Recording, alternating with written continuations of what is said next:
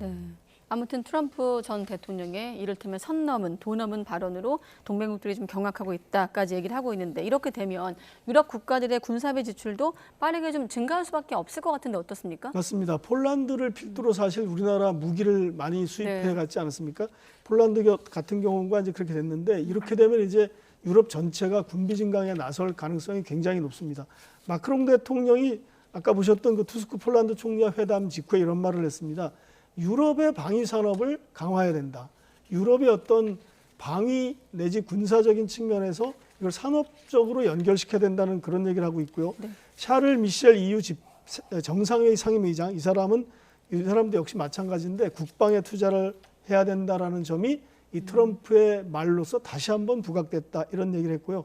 또 다른 EU 집행위원은 미국 대선 때문에 4년마다 우리가 동전 던지기 이렇게 남의 나라의 그 어떤 무책임한 결정에 유럽의 안보를 맡겨서 되겠느냐 이렇게 어떤 한탄 섞인 그런 자조 섞인 얘기를 했고 네. 유럽 지도자들이 이제 방위비에 더 신경을 써야 된다 이런 얘기를 했습니다. 폴란드 같은 경우는 지난 10년 사이에 병력을 2배를 늘려서 현재 거의 20만 명을 보유하고 있습니다. 예. 우리나라에서 그 전차를 1,000대 정도를 사갔는데요. 이것을 전체적으로 1,600대까지 늘린다고 하는데 네. 폴란드의 이 전차 대수는 프랑스나 독일, 스페인, 이탈리아, 영국이 가진 것보다 많은 겁니다.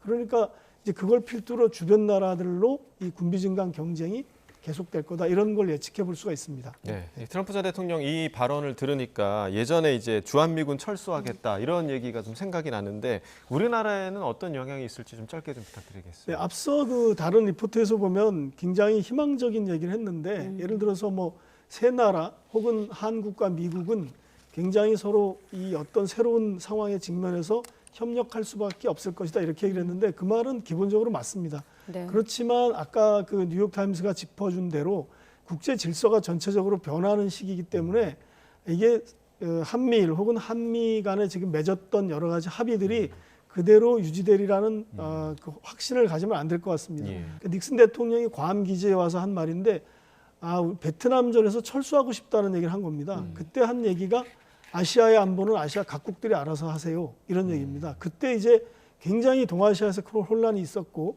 그리고 마침 이제 남북 대화까지 하게 하고 이런 상황이었는데 그런 정도의 어떤 충격을 만약에 트럼프 전 대통령이 다시 당선되면 아시아에도 가지고 올 수 있다. 이렇게 예상할 수 있을 것 같습니다. 네. 4년 만에 동전 던지기라는 표현이 눈에 띄네요.